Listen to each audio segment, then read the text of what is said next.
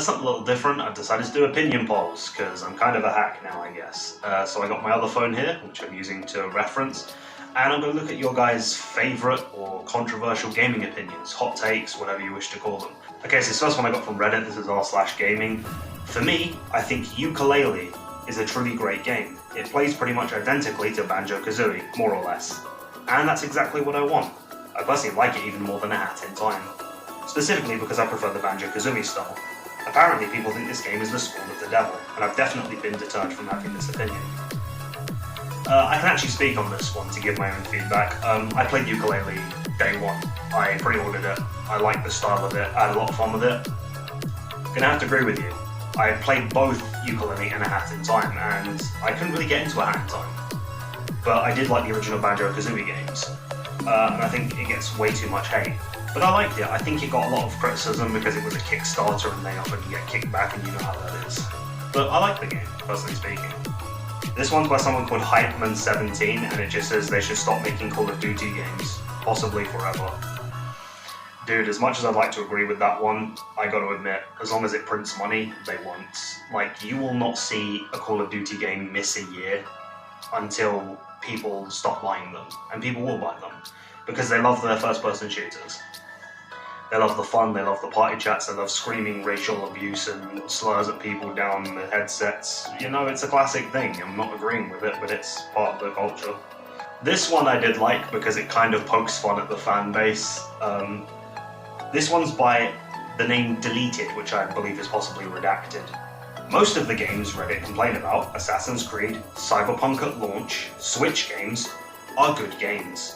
I had to stop listening after I was told Breath of the Wild sucked, as I almost avoided it. And I played it, and it's great. I get if a game isn't for you, but quit whining about its existence. Now, I kind of have to agree with this one, myself included. I've played games that I thought, everyone said this game sucks, why are they complaining? It's actually good. Quite a few come to mind. Smurfs Mission Valley for the PlayStation 4. Been playing that recently. It isn't perfect, but I actually really enjoyed it, and yet I heard mixed reviews on it. I was like, it's fun, it's the Smurfs, what do you want? It's little blue people running around. They'll put one on screen for you, there you go. Have a Smurfing good time. Another one by Deleted is Skyrim is nowhere near the masterpiece everyone says it is. Now, I can't really give an opinion on this necessarily because I've not played Skyrim, but I know it's an open world, first-person RPG. It looked good, I enjoyed it. You know, the Elder Scrolls series is not something I personally have partaken in, but I can see its appeal, and I don't actually know, it could be overrated, it depends on who you ask on that one.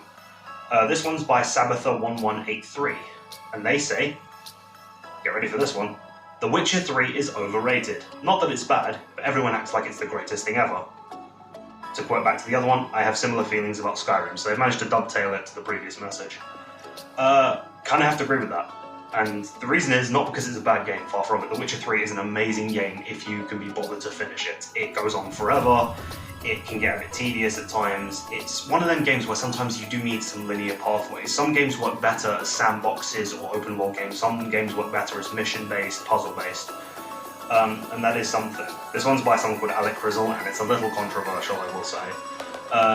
Games are oversaturated with the strong female who can easily beat up all the men and is mean for no reason. It's lazy and it's kind of insulting in my opinion.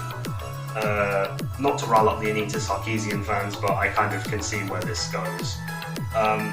Based on logistical, yes, you could argue about the male-female dynamic and a woman couldn't feasibly beat a man on average, and going down that road, but you know, no one wants to get cancelled here, so we'll leave that one up to you guys on that one. This one's by Shaft Wrangler. Any Resident Evil 4 fans? Prepare to be triggered. My opinion is that Resident Evil 4's controls are extremely clunky and terrible. Ashley's AI is mega dumb as hell. Combat devolves into a chore after the village. Dialogue is more of the cheesy cringe side instead of the cheesy badass side. Still love, hasta luego though, that's pretty great. More bullet sponges means that scary survival horror, right? Fight 20 enemies? Ah, now 10 more. Headshot. Now they mutate. And you get insta-killed. Haha. Dumbass. Nah, game is not fun for me. Fair enough. I have played, I think, the original Resident Evil, and yeah, I'm not very good at them. So make of that what you will. Anyone who's played the Resident Evil series can attest to the mechanics there. And now, here's my take. This is a little controversial, but I figured I'd end with my one. and it's probably the biggest one I could think of, and that is that I think the PlayStation 5 is slightly overrated. I think it's a great games console, and I think it's got a lot of good games for it, but many of the games for it are backwards compatible with previous systems, such as the PlayStation 4. They didn't have enough orders in, they underestimated the sales report. Sony are losing stock now, I don't know if that has anything to do with it, but there are other consoles that are on older systems that I tend to play more than the PlayStation 5, for its price tag especially. Like the PlayStation TV, which I have mocked in a previous sketch. I actually like that, and I've probably played it more than the PlayStation 5, if we're talking in the last 12-13 month radius. Okay, so that's my opinion. Make of that what you will. If it makes sense, if it doesn't make sense, feel free to agree, disagree, whatever you want to do. But yeah, that was my video. I've been the Geek Within, and I'll see you next time.